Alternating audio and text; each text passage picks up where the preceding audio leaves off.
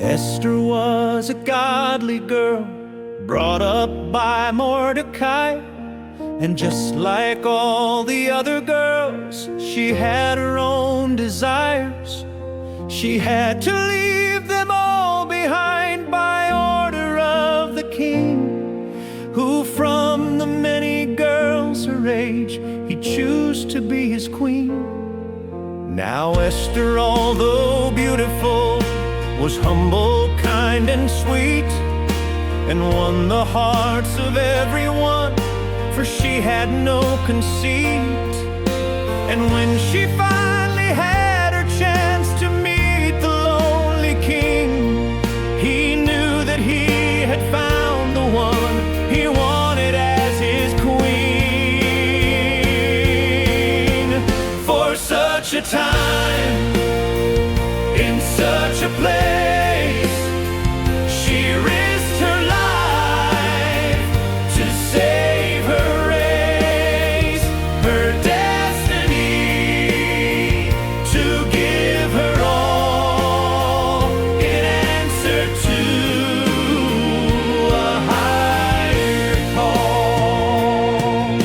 Her uncle was a godly man and told her of a plot to kill the king and take the crown, but both men were soon caught.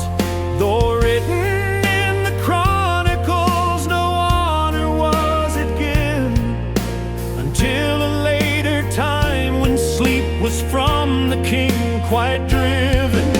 But Haman at the king's right hand despised old Mordecai, along with all the other Jews, so told the king great lies.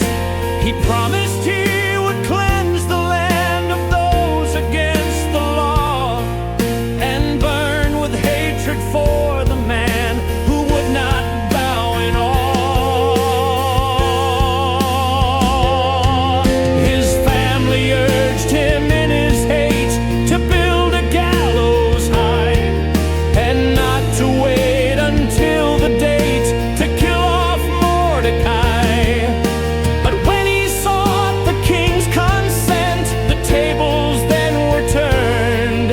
Instead of being honored, he was humbled, shamed, and spurned.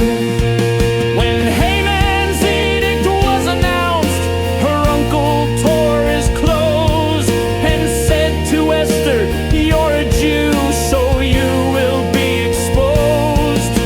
And do not think because you're queen that your life they'll dismiss.